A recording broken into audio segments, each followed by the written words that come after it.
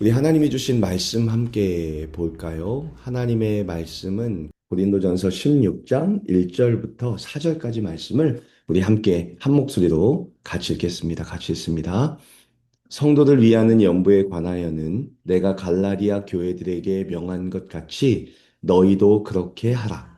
매주 첫날에 너희 각 사람이 수입에 따라 모아 두어서 내가 갈 때에 연보를 하지 않게 하라.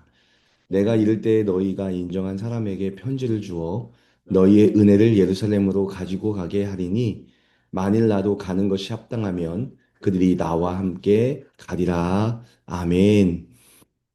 오늘 말씀의 제목은 나만 알던 신앙에서 우리를 품는 신앙으로라는 제목으로 하나님의 은혜를 함께 나누고자 해요. 고린도전서 16장 1절에서 4절의 말씀은 앞선 내용들과 비교하면 매우 현실적인 이야기로 느껴집니다. 고린도전서를 읽다 보면 바울은 교회의 분열 문제, 음행 문제, 은사에 대한 혼란, 그리고 부활 신앙까지 매우 중요하고 깊은 이야기를 다룬 것을 볼 수 있었습니다. 복음에 대한 열정은 있었지만 그 열정이 잘못된 방향으로 흐르면서 여러 문제들이 생겼고 바울은 그 문제들을 복음 안에서 어떻게 바로잡아야 하는지를 차근차근 풀어왔죠. 그런데 이 모든 신학적인 내용을 마무리하는 16장에 들어서면서 바울은 갑자기 헌금 이야기를 꺼냅니다. 잘 나가던 흐름 속에서 왜 마지막에 돈 이야기를 할까라는 질문이 생길 수 있어요. 바울도 결국 돈의 필요 앞에서는 자유롭지 못했던 사람일까? 라고 생각할 수도 있죠. 그러나 바울이 말한 헌금은 우리가 생각하는 재정의 문제가 아니었습니다. 복음의 문제였습니다. 바울이 요청한 헌금은 교회 운영비가 아니라 예루살렘 교회를 돕기 위한 구제 헌금의 목적이 있었지요. 당시 예루살렘 교회는 기근도 있었지만 그보다 더 큰 어려움은 박해였습니다. 복음을 받아들였다는 이유로 가족과 사회로부터 단절되고 생계 기반까지 무너진 성도들이 너무 많았습니다. 유대인들의 영향력이 강한 예루살렘 안에서 그리스도인으로 살아간다는 것은 생각보다 훨씬 어렵고 위험한 일이었기 때문이에요. 이때 바울은 이방 교인들에게 요청합니다. 예루살렘 교회를 위해 함께 도와달라라는 것이었습니다. 그런데 지도를 떠올려 보면 고린도에서 예루살렘까지는 약 3,000km에 이르는 거리예요. 오늘날 비행기로도 쉽지 않은 거리인데 당시 상황에서는 상상하기 어려운 거리였습니다. 그렇다면 충분히 이런 생각이 들 수 있지 않습니까? 왜 우리가 저 먼 곳의 일을 신경 써야 하는가? 왜 그들의 고통을 우리가 책임져야 하는가? 그러나 복음은 우리를 서로 무관한 개인으로 두지 않습니다. 복음은요, 우리를 서로 책임을 나누는 공동체로 묶어 놓습니다. 우리가 교회 안에서 서로를 형제요, 자매요 라고 부르는 이유는 단순한 표현이 아니라 같은 하나님을 아버지로 모시고 같은 성령 안에 있기 때문입니다.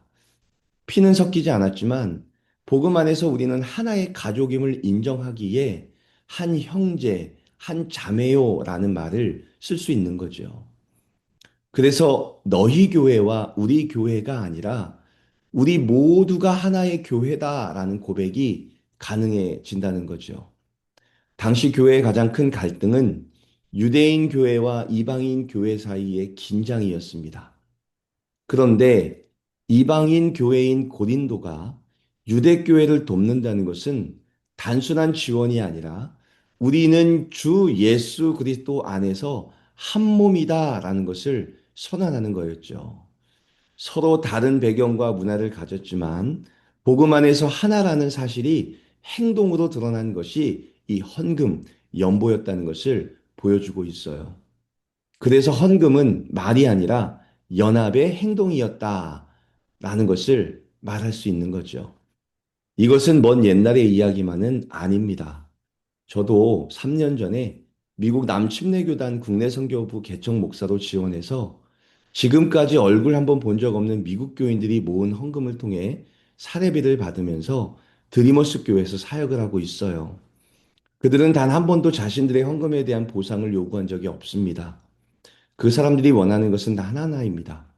포트코키틀람 지역에 아직 예수님을 만나지 못한 영혼들이 있다면 드리머스 교회가 그들을 살려내는 도구가 되어 달라는 부탁이었습니다. 그들은 너희 교회라고 생각하지 않았고 우리의 사명이라고 믿었기 때문에 기꺼이 자신들이 가지고 있는 헌금을, 연보를 할 수 있었다는 거죠.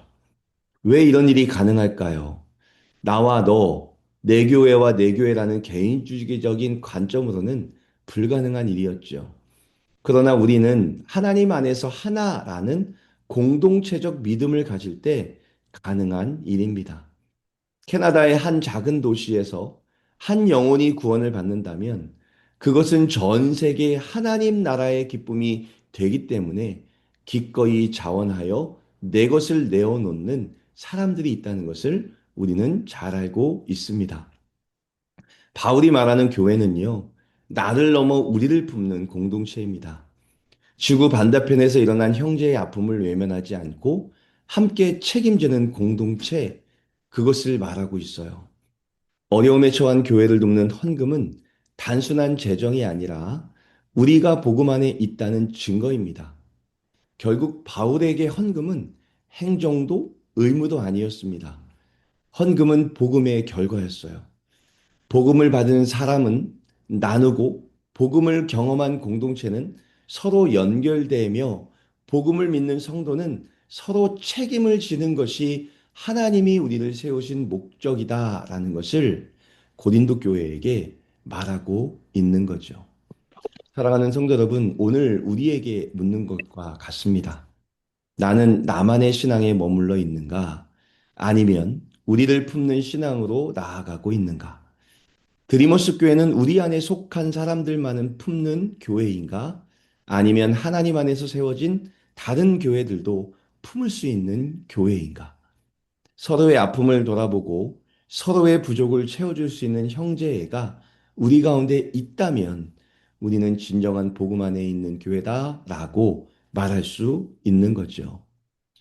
3,000km라는 거리를 넘어 예루살렘의 아픔을 자신의 아픔으로 여기기를 바랬던 사도 바울은 고린도 교회의 성도들에게 함께 예루살렘 교회를 위해 연보하고 헌금을 하자라고 말합니다. 예루살렘 교회라라고 말하지 말고 하나님 안에서 한 가족된 우리 교회라고 생각하고 그들의 아픔을 우리의 헌금을 통해 위로해 주자라고 이야기하는 거죠. 헌금은 돈의 문제가 아니라 내 신앙이 나에 머물지 않고 우리를 향하고 있다는 가장 강력한 증거가 된다는 것을 오늘 말씀이 보여주고 있어요. 오늘 말씀을 기억하면서 우리도 함께 기억했으면 좋겠습니다. 하나님, 우리 드리머스 교회가 우리만의 성벽을 쌓는 공동체가 아니라 지구 반대편 형제의 눈물을 닦아줄 수 있는 교회가 되게 해 주십시오.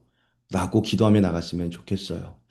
또한 내 손에 쥐어진 내 것만을 요구하는 것이 아니라 우리 박세상에 있는 다른 교회, 다른 성도들의 아픔도 함께 들여다 볼 수 있는 진정한 형제애가 있는 교회가 될 수 있기를 간절히 소망하고 소망합니다.